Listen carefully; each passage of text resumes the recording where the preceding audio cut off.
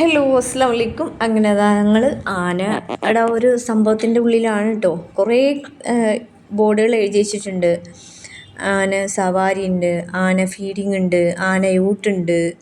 അങ്ങനെ എവിടെ ആനകൾ കണ്ടോ നമ്മൾ നമസ്കാരം പറഞ്ഞുകൊണ്ടിരിക്കണു. നമ്മളെ ഓരോരുത്തരെ കാണുമ്പോഴും ആന ഉണ്ടോ തുമ്പിക്കൈ കൊണ്ട് നമസ്കാരം എന്നറിയണു. പിന്നെ ഞാനും മനും മാത്രമുള്ളൂ വന്നിട്ട് കേട്ടോ. ഉഷ് വണ്ടിയിലിരുന്നു, ഇല്ലായിരുന്നു മഴ കാരണേ. പിന്നെ രണ്ടടി നടക്കാൻ ഉഷിനെ കൊണ്ട് വയ്യ. അങ്ങനെ എന്താ ഇത് തിരക്ക്. ഒരു മാഷറിയത്തെ ആള് അങ്ങനെ മാതിരി തിരക്ക്. എന്നിട്ടൊക്കെ ഓരോരുത്തർ ഫോണിലാണ് ആനയുടെ സംഭവങ്ങൾ കാണുന്നത്. ഞാൻ എത്രയോ പുറകിലാണ്, എനിക്ക് കാണുന്നില്ല. ഞാനിതുപോലെ ഫോണൊക്കെ എടുത്തിക്കണം. അങ്ങനെ ആ തിരക്കിൽ നിന്ന് ഞാൻ ഇങ്ങോട്ട് വന്നു കേട്ടോ. എങ്ങോട്ട് ഇപ്പുറത്തേക്ക്, ഇവിടെ എന്താ നടക്കണേ നോക്കാനാണ്. അപ്പോൾ ഇവിടെ അതിനേക്കാളും തിരക്ക്. എന്നാലും സാറില്ല, തിക്കി തിരക്ക്. എങ്ങനെയൊക്കെ ഫ്രണ്ടിൽ എന്നെ മനുവിനെ ഇവിടുന്ന് കാണണ്ട, മനു കൊണ്ട് നിർത്തി ഫ്രണ്ടിൽ. അപ്പോൾ ഇവിടെ എന്താ സംഭവം എന്നറിയോ? ആനയൂട്ട്. ഓരോരോ ആനകൾക്കും ഓരോരോ പേരുണ്ട് കേട്ടോ. പക്ഷേ അതിലൊരു ആനയുടെ പേര് എന്താണെന്നറിയോ? സെയ്തലവിന്ന്.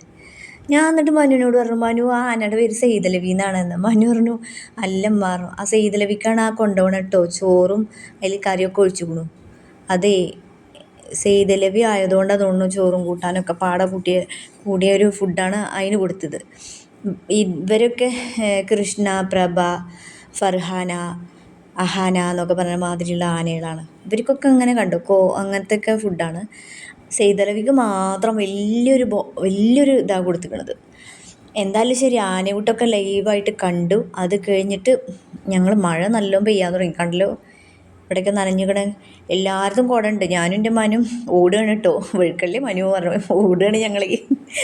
തിരിച്ച് എവിടെ കിടക്കണ വണ്ടി എന്നറിയൂ. വെറുതെ അല്ല പിടിച്ച് വണ്ടിയിൽ തന്നെ ഇരുന്നത്. അങ്ങനെ മഴയൊക്കെ കൊണ്ട് ഞങ്ങൾ എങ്ങനെയൊക്കെ കഷ്ടപ്പെട്ട് വണ്ടിയിലെത്തി. അപ്പോൾ അടുത്ത വീഡിയോ നാളെ കാണാം. Okay, tata bye bye, see U.